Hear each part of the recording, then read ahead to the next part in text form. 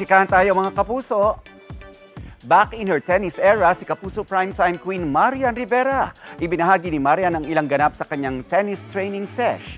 Caption pa ni Yan, masaya raw siyang nakabalik sa court at muling nakasama ang kanyang coach. Blooming in her third trimester si Sheena Halili. Sa IG, iplinex ni Sheena ang kanyang pregnancy glow. Looking forward na raw si Sheena na makilala ang kanilang baby boy ni hubby Jeron Manzanero. It's also a baby boy para sa newlyweds na sina Rere Madrid at Kai Soto. May paandar pang basketball sina Rere at Kai sa kanilang gender reveal party. And that's my chika this weekend. Ako po si Nelson Canlas.